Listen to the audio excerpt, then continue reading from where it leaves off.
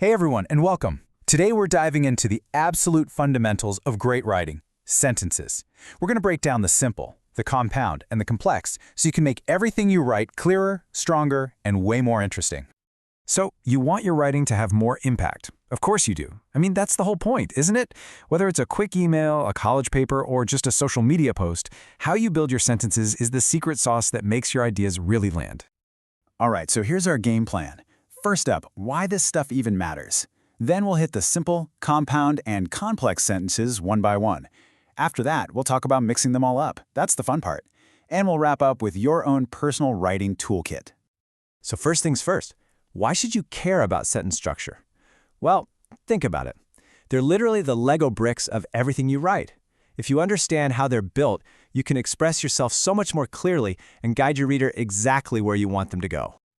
Yeah, at the end of the day, a sentence is just that, a complete thought, wrapped up in words. You can think of it like a single, complete package of meaning. Simple as that. Okay, let's get into it. We're starting with the foundation, the bedrock of it all, the simple sentence. And trust me, its power is all about being super direct and crystal clear. So what is it? A simple sentence has just one job, to deliver one complete thought. That's it.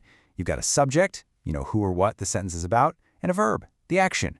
It's one single, standalone idea. And the structure is super easy to remember. It's just subject plus verb, and then maybe an object or some other words to finish the thought. It's nice, clean, and right to the point.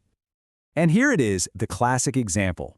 The cat slept. Subject, the cat. Verb, slept. Boom. Done. You get a complete picture in just 2 words. It really doesn't get any more direct than that. Now, this is a really important point. Simple doesn't always mean short. Look at this. Johnny rode his bike to school. We've got extra details in there, right? But the core idea is still just one thing. Johnny rode his bike. One subject, one main action. That's the key. All right, so you've got your basic building blocks. What's next? You gotta connect them. And that is exactly what the compound sentence is for. It's the connector. So, a compound sentence takes 2 complete ideas. You can think of them as 2 simple sentences and links them together. The super important thing to remember here is that each of those ideas could be its own sentence. You're just choosing to join them to show how they're related. And here's the formula. You've got your first complete thought, then a comma, then one of those little joining words, and, but, or so, and then your second complete thought. That tiny little word in the middle, it does all the hard work of connecting everything. Check this out. I like apples, but my sister loves bananas. I like apples. That works on its own, right? And my sister loves bananas. That also works on its own. The but in the middle connects them and shows us the contrast. It just flows so much better, doesn't it? Okay, now we're leveling up. It's time for the sentence type that adds all the juicy details and sophistication to your writing, the complex sentence. This is how you really start to add some depth. This one's a little different. It has one main idea, the independent clause. That's the boss. It can stand on its own. But it also has a helper, a dependent clause.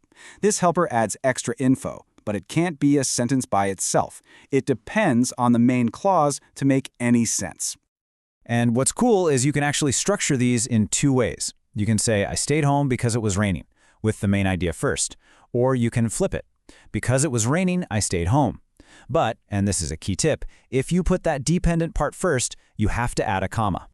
See, this is more than just connecting ideas. It's explaining the why. She missed the bus. Why? Because she woke up late. It's not just 2 separate facts. It's a cause and an effect, all baked right into one smooth sentence. It's super powerful. All right, so we've met all the players on the team, but the real secret, the magic, it's not using just one of them. It's about making them work together. Mixing up your sentence types is what gives your writing rhythm and flow and keeps your reader totally hooked. This right here is basically your cheat sheet. Think of it like this. A simple sentence is your hammer, bam, for a direct, impactful idea. A compound sentence is your connector, linking 2 related pieces. And a complex sentence, that's your detail tool for explaining the why and how. Okay, listen to the rhythm of this. The sun rose in the east. Birds sang in the trees. You can hear that, right? It's short, punchy, almost like a drum beat. It's great for action, but yeah, if you do this for too long, it can start to sound a little robotic. But now, listen to the difference here. Although it was raining heavily, I decided to go for a walk. Because I forgot my umbrella, I got completely wet. See that? We're getting the why and the under what conditions. It's way more descriptive and it just feels richer and more detailed. NA, if you really want to get to the expert level, there's the compound complex sentence. Whoa, this is basically the boss level. It mashes everything together. 2 or more main ideas plus 1 or more of those dependent helper clauses. It's how you create those really sophisticated, detailed thoughts.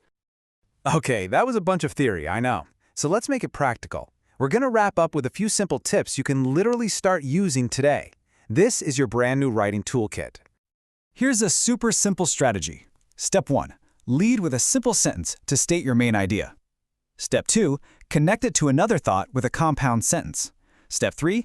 Add some flavor and detail with a complex sentence. And Step 4, the most important one, mix them all up to keep things lively. So at the end of the day, these aren't just grammar rules to memorize. They're your tools. They let you control the music of your writing, the flow, the emphasis, the impact.